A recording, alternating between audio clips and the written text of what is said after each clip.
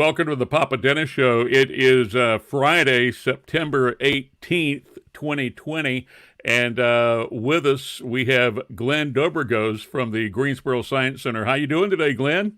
I'm doing fantastic. How are you doing, Dennis? I'm okay. Nice of you to join us here. Greensboro Science Center of course, I just love the place. Tell me that we're going to be talking about the Wonderlights show that you guys are going to have coming up during the holiday season. But you guys just have a lot of other things going on all the time there at the Greensboro Science Center. You got a brand new carousel that is just beautiful. So tell us some of the latest things that are going on with the Greensboro Science Center. Yeah, I mean, who would think that in a time of COVID we'd be this busy? But we're so happy that we are. Yeah, the carousel's been up and running for several weeks now, and people are loving it. Of course, it is still being operated in limited capacity mode because of social distancing and all the things we have to do in between rides, but it is still extremely popular and doing well for us, and we look forward to the day when it can be full capacity. Also taking place is our huge construction site for Revolution Ridge, which is the largest thing we've ever done out here, our largest project, certainly in my 15 years, but also in the 60-plus year history of the organization.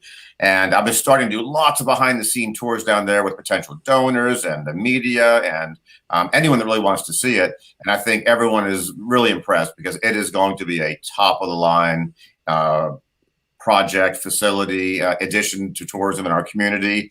In fact, I'll have to send you a little bit later. We have a new video that just came out that tells the story behind Revolution Ridge and why a zoological expansion is actually called Revolution Ridge. It's really good. It's done in-house. So that's moving forward.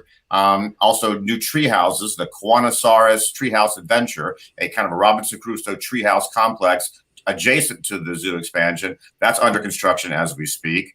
So those are the projects right now. And the meeting I just got out of is our new front entrance. So our front entrance is one of the most embarrassing things we have out here because it's 5 architectural styles smashed together over 60-plus years. So we're going to bring all that together, reskin it, re-landscape it. We have a beautiful, enormous piece of artwork thanks to the Public Art Endowment coming out there. And that'll all be happening next year as well. So we're working on those contracts. So there's so much going on. And the goal is all of this is ready. All of this is open for next May 1st. So we launch into 2021 with new vigor, with a new attention to tourism and revitalizing our community for people coming back to Greensboro to spend their money in the stores, restaurants, cultural attractions, and just kind of pop out of 2020 and jump into 2021 with a new breath of fresh air. Well, if people haven't been to the Greensboro Science Center yet, there's a lot going on. I mean, you talked about a lot that's coming up, but you guys have a lot going on there right now. A lot of exhibits, animals. The aquarium is just beautiful. If people have not seen this, they are really missing something that is right in our backyard. And with the pandemic, the COVID-19 pandemic going on, how are you doing that as far as allowing people into the facility and everything? What's the procedures that you're having to follow there? Sure. On June 15th, we were able to open at 30% capacity. That just rose to 50% given the 2.5 phase from the governor. So and it's complicated because I mean, we're doing all the safety measures, the masks, which are mandatory for us, but there are exemptions in the governor's rulings that we have limited control over. One-way direction, time ticketing, hand sanitizers everywhere. Our staff is working double time doing cleaning. That kind of stuff is all moving forward. And we've been open since June 15th and haven't had any issues, so it's really felt good. And people are coming. We are meeting budget. Now, that's a reduced budget from last year, but we are meeting budget, which is a really good sign. So we feel good about that. But moving forward, it's not sustainable. We have to get to post-COVID to get back to where we were. Like I've mentioned in a few media spots, we were projecting next year 700,000 guests, up from 450 this past year. Now, COVID's going to impact that, but at some point we are going to get there, and it's going to be transformative for us and for Greensboro. I mean, no attraction is really seeing those numbers, and that's with the current master plan. And all the while, we are also working on our next 10-year master plan called the Gateway Project, which you and I talked about in the past. So it's just, in our industry, you simply can't stop. People having it, Disney kind of maybe ruined it for all of us, and I love them. It's always got to be bigger, faster, whatever, always changing. And that's the expectation of guests now, which is a good expectation. You want to put your disposable income into something that you feel is valuable to you, your kids, your family, whatever. And so keeping it fresh is critical to us.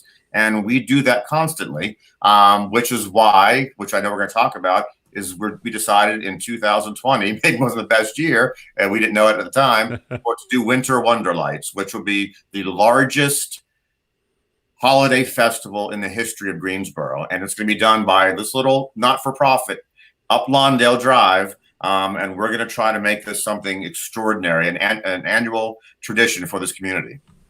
Well, it sounds exciting. You've got a video on your website, and that people can watch, and we're going to play it. Let's go ahead and play that here, Sure. so that people can see this. It is on the Greensboro Science.org/Winter Wonderlights. People can go and see this, and let's play this video right now. Okay.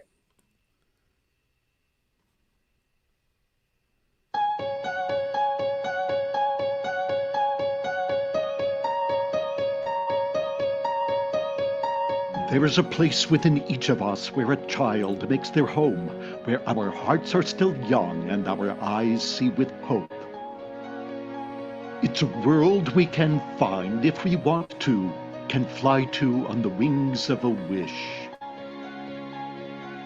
A place where each day is a gift to be opened, and each evening a playground of limitless dreams. Where winter's just a reason to let our lives shine more brightly, and night just a canvas where light can paint magic. Where hopes reach high, stretching up toward the sky, and stars shower down like snowflakes around us. Where each path we travel beckons toward beauty, and each passage we take becomes a portal to awe. Where we walk along lanes that illumine with joy, and each turn we take brings surprise to our eyes.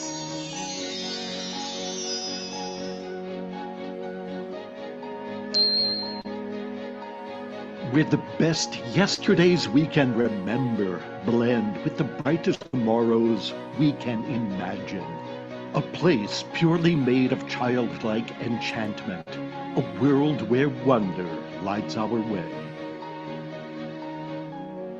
Winter Wonderlights at the Greensboro Science Center. Well, that sounds exciting. Now, next year's video, you're actually going to be able to show people what it actually looks like. Absolutely, yeah, because they're going to start installing this thing in about a month. So it's very real. It's coming down fast. And that video, the kind of the premise behind it was, Greensboro's never done anything like this. Tanglewood's been in Winston-Salem for many years, but this is a much more intimate. You're on your feet. You're walking through it. It's a transformed world outside in our zoological park. And we wanted to have it through the eyes of kids that once upon a time that we're now starting here in Greensboro. And so that was kind of like a dreamlike sequence of kids just seeing these images. And what you saw in those images, some of that is going to be there. I mean, it might look slightly different, but for example, at the very end, when she's standing at those fountains and everything is going crazy in front of her, I've actually seen the prototype for what that is actually going to look like. And what you saw there is a fraction of what is actually in terms of light and dynamism and music. It is a powerful location. So this is going to be transformative for us, for Greensboro, but more importantly, every community wants that holiday tradition. And we hope this becomes that. And then next year, since we're doubling the size of our zoo with Revolution Ridge, imagine this doubling as well into that space. which is a raised boardwalk and pond and some really cool artwork that could be illuminated and shined on. So the potential for this is enormous. And bottom line is we hope people want it, they appreciate it, and are looking, particularly this year, for something to end 2020 on a very positive, family-filled note. So we have high expectations. And even with the all the COVID-19 restrictions in place, the fact that this is outside, Yes, really is going to help people be able to get out and enjoy this. absolutely. We've already tested that because we're open at 50% right now capacity for our space. We understand the time ticketing. We understand the process. We have every bit of comfort now that we can reach our goals in terms of attendance just through time ticketing. And that's assuming we don't open up further by the time it opens with COVID. So we know it can be done outside, and we're very comfortable with that after prototyping it now for the last few months. So this begins on November 6th, right? For the public, yes. The week prior to that, we have lots of donors and supporters and little gala-like things that'll be happening. But for the public, it opens on November 6th. That's correct. Okay. And on the website here, you've got at the bottom of the website for this for the Wonderlights, you got 12 magical realms, and I guess this represents the 12 sections that you're going to have of lights. Is that correct? Correct. And each one of these sections is connected by other lights as well. So it'll feel like it's seamless, but there are these themed areas. That kind of starts on Lawndale. When you first pull in, that entranceway will be lit to tell people that, okay, this is the right turn. So we feel comfortable with that. Our front entrance out in front of the Science Center, it won't be as dramatic as some of the stuff out back, but it'll be lit up and it'll be beautiful, and it'll drive you and pull you in. And then you'll come into the front entrance, you'll go down our main hallway, just like visitors are doing right now.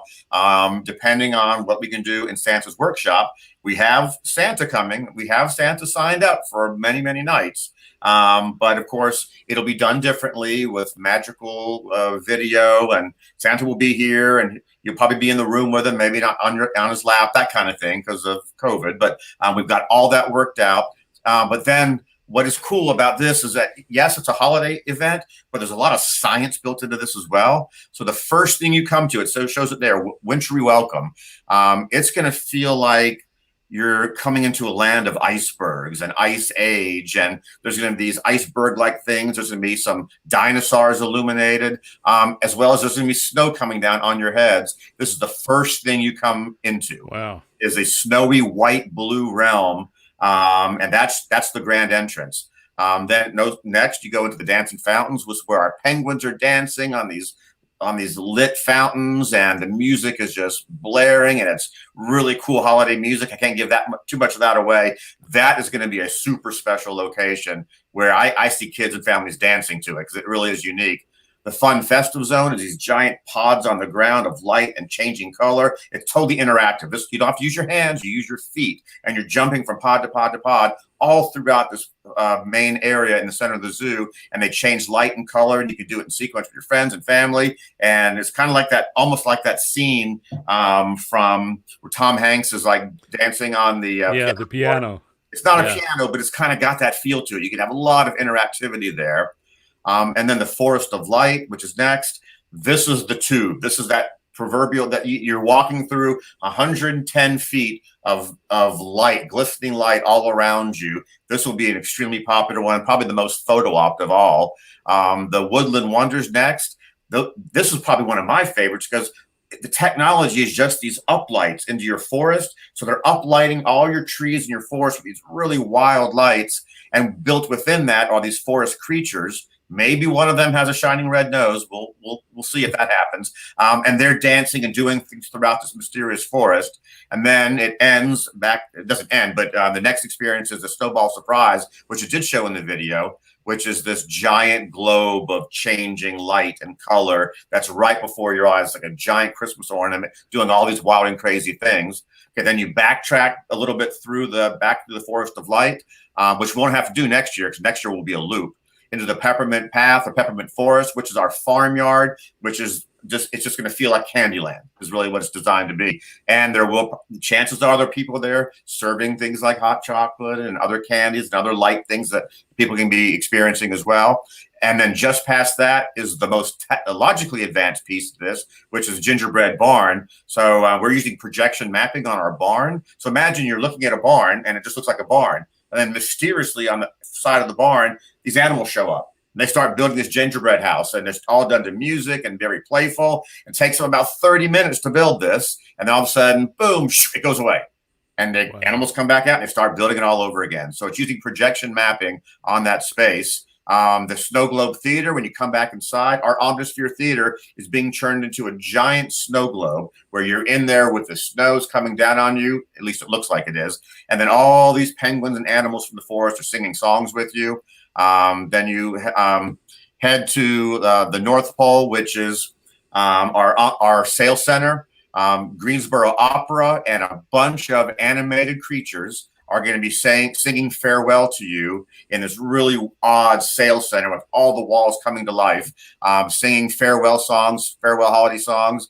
And then you head back outside to our outdoor area to the carousel for your final Winter Wonderlights ride on the carousel to great holiday music. So all that's going to be happening 56 nights in total, I guess. And we think it's going to be unique and special and unlike anything Greensboro's ever seen. This is going to be exciting. I'm looking forward to this. Tickets go on sale when for this? October 9th.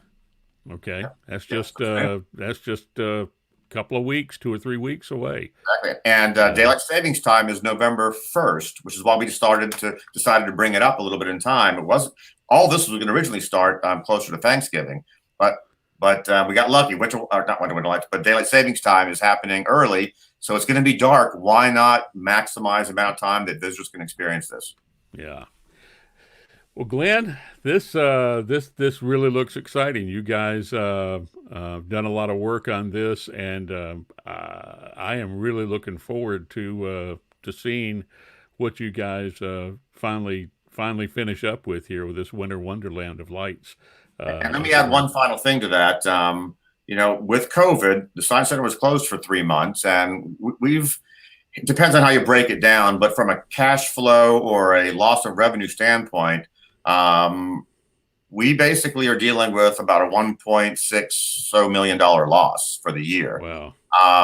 And that's hard when you're paying a highly qualified staff, caring for animals, but we're making do. The success of Winter Wonderlights, the success of this event could help make us whole again. So we are really hopeful that and it's great for everybody. We're hoping that people truly love this, want to support it, want to come out, maybe come twice, who knows? But the success of this really could help us from a COVID-19 perspective as well. And I guess all the animals at the Science Center have managed to make it through the COVID-19 pandemic okay so far? Yeah, we actually we focused on animal care more than usual. We always do, but we actually paid our keeper staff time and a half during that close down period because they were still coming in, they were still doing the work, they were still having to do that high level of professional care, and so animal care was not an issue. That's what we do. And I can't wait to send you this new video that talks about that at a higher level. But as soon as we're off the email or off this, I'll send you that. You might want to use that in the future. It's beautiful. Yeah. You'll love it. Yeah. Yeah. All right. We're looking forward to this, Glenn, and Revolution Ridge and everything else that you guys are working on. Let me remind people that if you have not been to the Greensboro Science Center, head on out there and check it out. Take the kids. Kids love it out there. Big kids too. Huh? Big kids too. Yeah, big kids too. I like it too. Yeah. So check it out, Greensboro Science Center. It's a gem right here in our backyard that people need to check out. And looking forward to the Winter Wonderland. And again, or the Winter Wonderlights. If you want to see this online, greensboroscience.org/Winter Wonderlights, you can get all the information, the schedule, tickets, and everything else. Glenn, thank you very much. Thank you. I appreciate it more than you know. All right. And we might talk to you again between now and when you get this started up and get in into the holiday season, we'll probably have you back on again. Awesome. I love it. All right. Thank you. Glenn Dobrogosz, CEO of the Greensboro Science Center, guest today on the Papa Dennis Show. Thanks for being with us.